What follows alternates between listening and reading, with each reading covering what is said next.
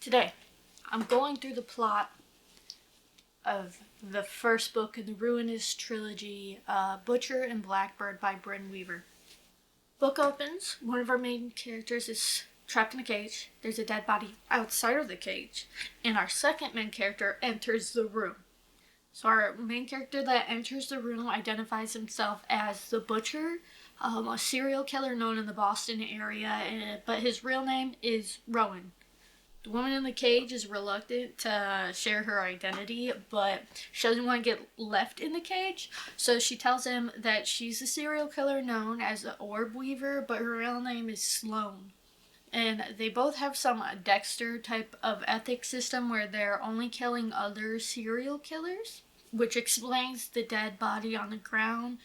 Sloane had tried to kill him, did kill him, but she's still locked up. Whatever. Introductions are done. They set the house on fire and then they go to a diner to eat together.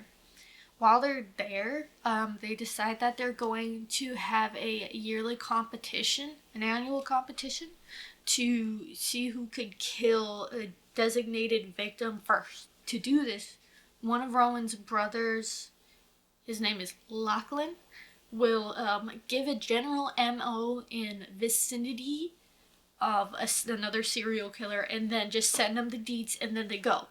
Fast forward a year to the first annual game that they have, and it's pretty obvious to Rowan that Sloane has a better idea of who their target is, so he's just kind of like on her ass. But they both realize at some point that it's the guy that owns the hotel that they're staying at. So the target's trying to get away. He gets into a car and he's trying to flee the scene, but Rowan jumps onto the hood of the car and is attacking him from the hood of the car. Target crashes the car into a tree, and then Rowan beats the shit out of him with his bare hands until he dies. So after this dramatic scene, he starts calling for Sloane because where is she? Okay, he's sad. She comes out of the shadows and starts patching up his wounds. Lots of sexual tension, okay? And they clean up the scene. They part ways. They're texting each other all the time. But Sloane's acting like she's not into it. She is, but she's acting like she's not into it. We're presented with the side characters. Lark is Sloane's one single friend. She's a pleasant person. She knows that Sloane is a killer. Then we have Lachlan, the brother of Rowan that is sending them the details to hunt down these people. And then Rowan has a second brother named Finn, and he's a doctor, and they use that to explain why they're fine when they're in desperate need of medical attention throughout the book. Now, unannounced, Sloane decides to take a trip to another state to visit the restaurant that Rowan owns. She gets into a booth, draws a little picture of a blackbird, decides, I'm not going to say anything, gets up to go leave, but he sees her, okay? It's just awkward. She says that she's there for a work trip and leaves. Here's where things start to get romantic between them. Rowan decides to go to where she lives and pays a random child. They don't explain how he meets this child, but he pays this kid to deliver groceries to Sloane's house while he hides behind a tree. And then she calls him and he walks her through cooking the groceries that he had delivered there. Super cute, super romantic. And he does this for like a week.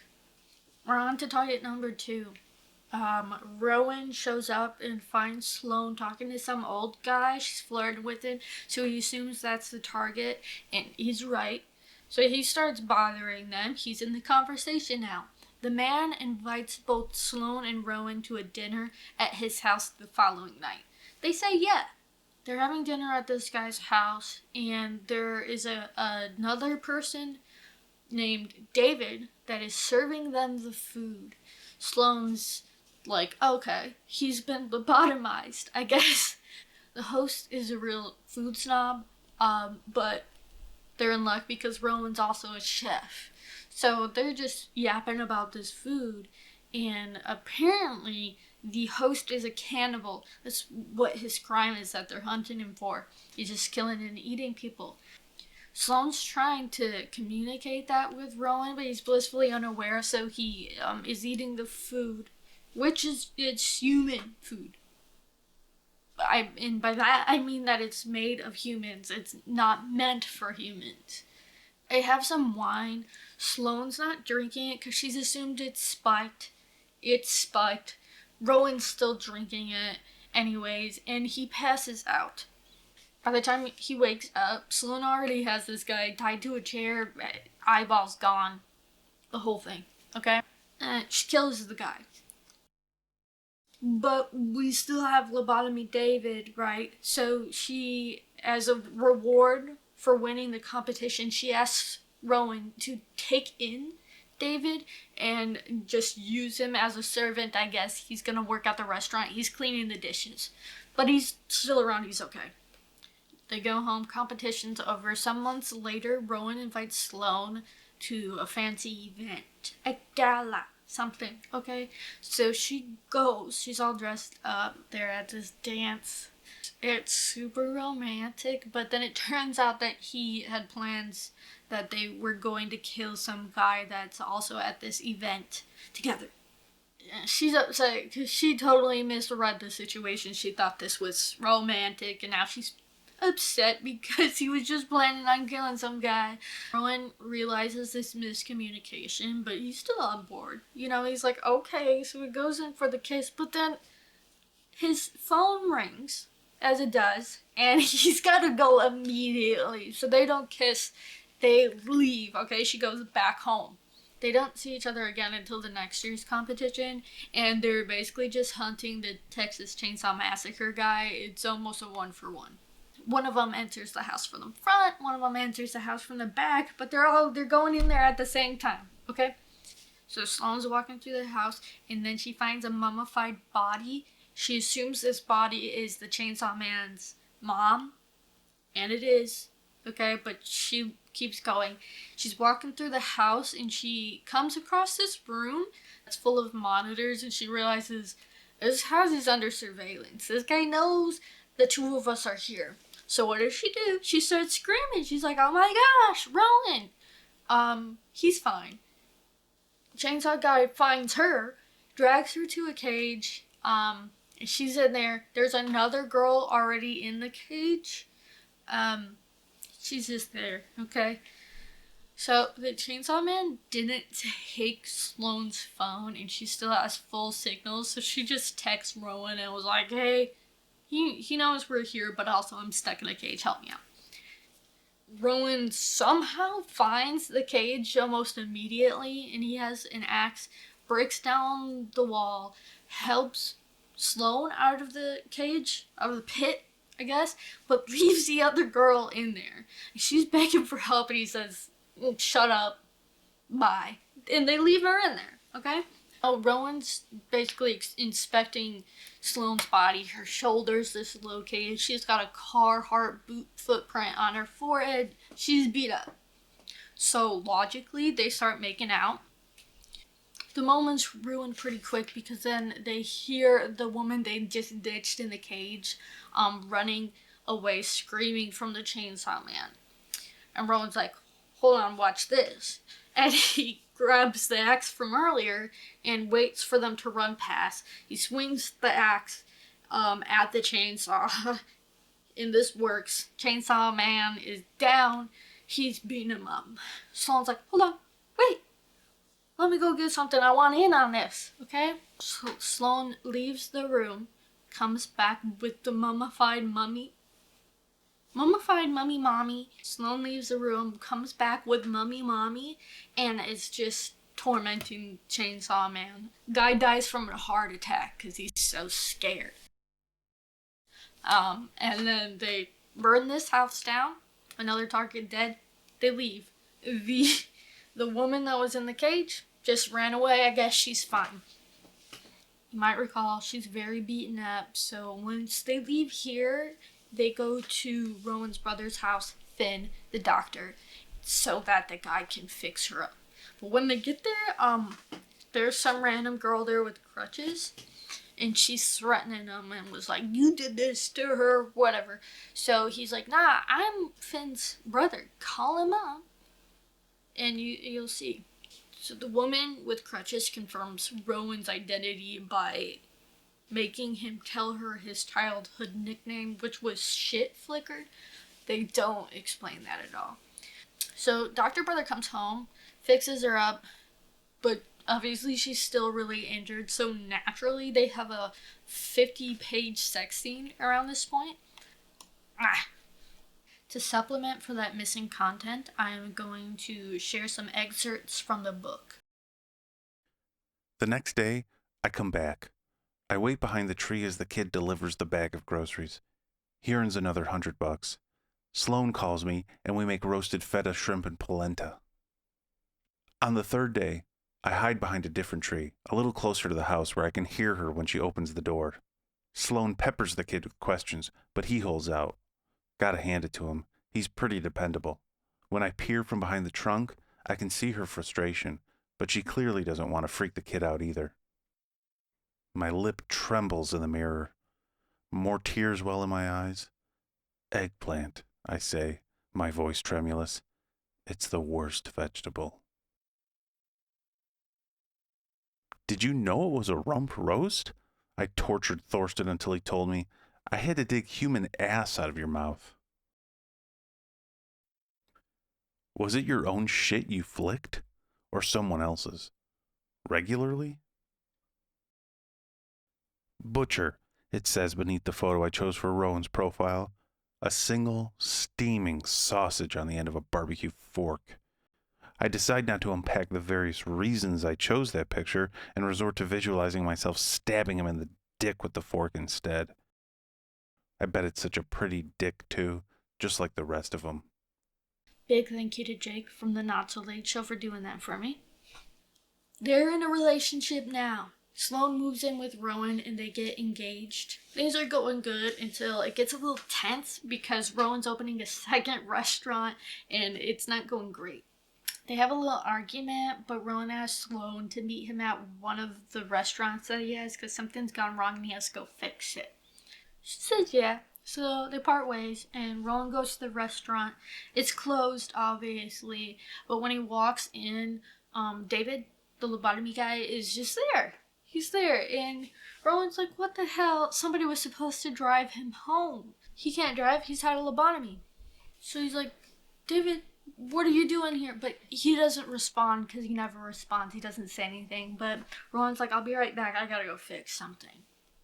So when Rowan comes back out, David's got a gun. Turns out he didn't have a lobotomy. He was actually paired up with the cannibal guy because they knew that people were targeting serial killers. So they paired up together, and he just let them kill the cannibal. But he's like, I gotta kill you guys because you're gonna kill me. But he's like, okay. So when Sloane gets here, tell her to leave. Get her out of here. For some reason, to do that, Rowan's just really fucking mean to Sloane until she leaves, and he's like, you gotta go home, but like go home to your home, not our home, your home. She's devastated.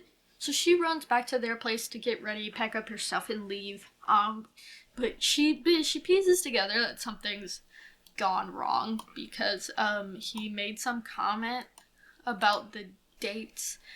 I don't know. Whatever. She knows it's David, and for some reason she has a secret camera installed in his restaurant.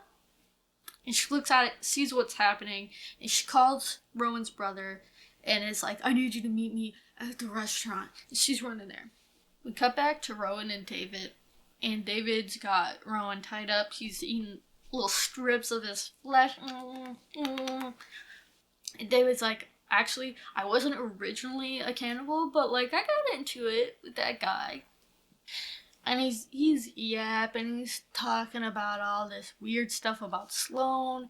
He's talking about how he's probably gonna kill her too, but David likes Sloane. Perfect timing. Sloane shows up and she somehow got her hands on his gun. Now she's pointing it at David, and David's like, oh, she's like, hey, I'm into what you're doing here. Let's finish this up and let's go do something else. Okay, I'm not into this guy anymore. Let's kill him. Move on. It was a little suspicious, but he's like, okay. And Sloane goes to hand David back his gun, and when he's reaching for it, she cuts, I don't know, she cuts him. He's dead. She killed him. My camera died, but I can't be bothered to wait for it to recharge, so we're gonna just continue like this. Sorry, Sloane and Rowan are fine now, but Sloane's pretty pissed because that was mean. I don't know, she gets over it really fast, and then they get married. That ties up their story, but this is a trilogy, so we have to set up for that now. They allude to a relationship forming between Lachlan, Rowan's brother, and Lark, Sloane's friend. And there's some guy that's mad at Rowan because he killed his brother. And so the book ends with that guy vowing to kill Rowan's brother to get even. So, cliffhanger.